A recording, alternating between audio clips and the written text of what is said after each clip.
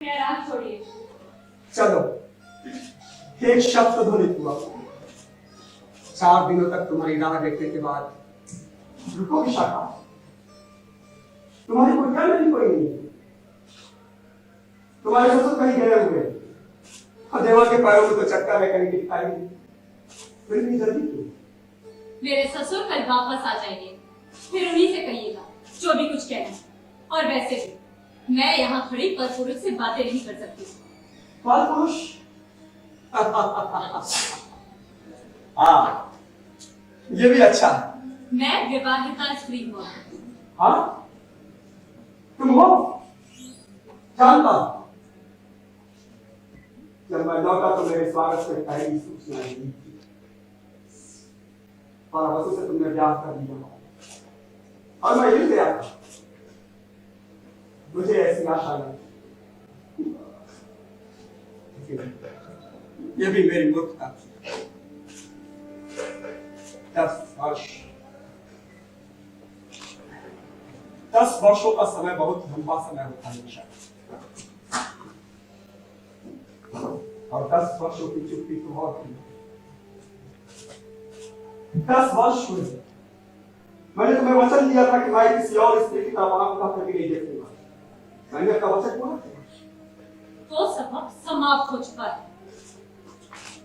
ऐसा ना सोचो कि उसका मुझे दुख है, नहीं, कभी नहीं।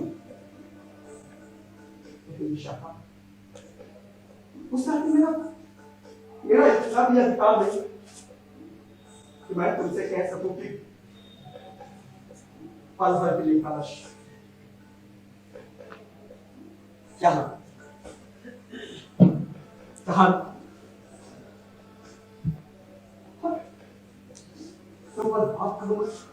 विशाखा 10 वर्षों का गहरा मौन होगा। 2 शब्दों का प्यासा।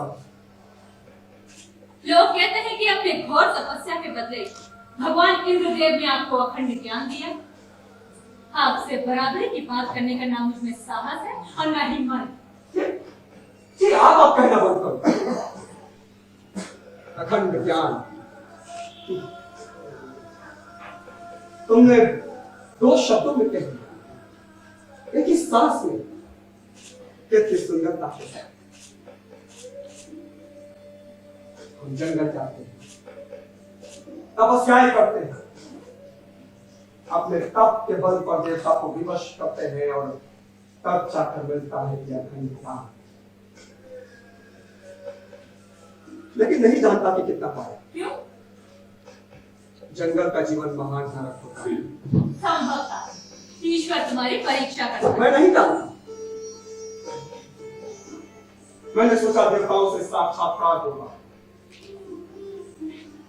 इंद्र कितनी बार आए निश्चित रूप से कह नहीं सकता, लेकिन जब पहली बार आए तो जानती मैंने क्या तपस्या से ज्ञान की सिद्धि नहीं होती, वो तो अनुभव से आता है, अध्ययन से आता है। ज्ञान समय है, ज्ञान आकाश है। तुम्हें उन आयामों में स्वयं चलना होगा। मैंने कहा नहीं, मुझे लेना ही है सर्व ज्ञान। अगर तुम इंद्र हो तो मुझे ज्ञान का वर दे दो। वो हंसे और बोले, मूर्खता कर रहे हो। बार बार यही सब बात। अब देवता का ध्यान। तो अंत में जीत गए ना तुम? हाँ, अंत में मैंने निर्णय कर दिया कि मैं जीत गया और मैं वापस आ गया।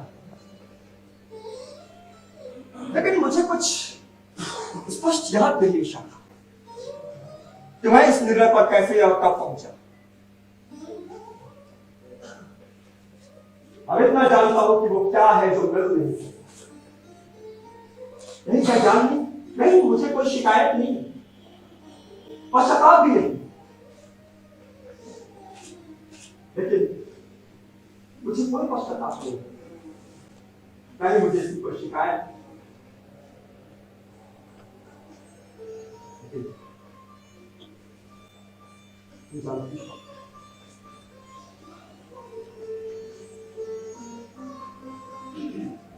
10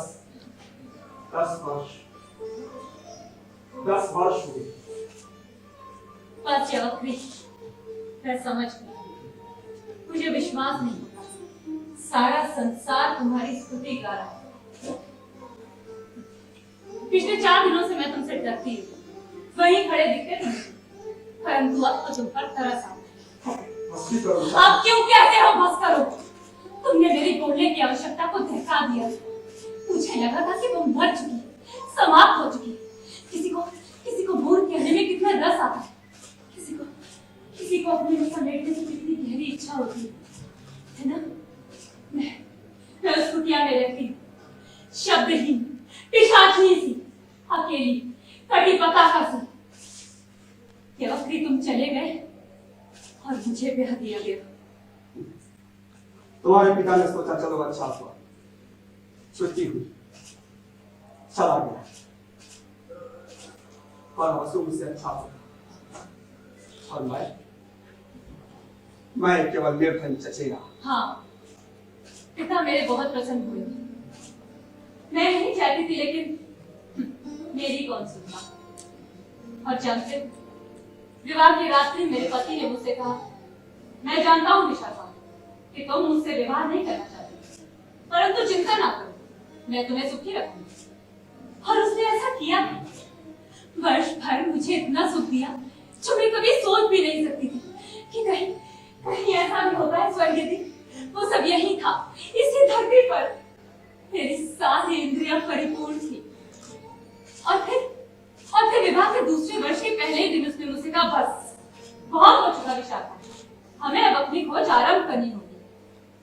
लेकिन यवक्री, ऐसा तो नहीं था कि मैं उस वक्त सुखी नहीं थी, लेकिन सुख और प्रसन्नता की बातें अब जैसे कहीं पीछे छुपने लगी थी। और फिर से एक दिन सम्राट का निमंत्रण आया, महाअग्नि सत्र के अध्वर्यु बनने का। वो चला गया। यज्ञ मंडप यहाँ से एक ही प्रहर की दूरी पर है। 7 वर्ष बीत गए, परंतु वो नहीं आया लौट कर एक बार भी। लेकिन विशाखा, मैं तो आ गया तुम्हारे पास, अपनी विशाखा के पास। जानती हो विशाखा, 10 वर्ष पहले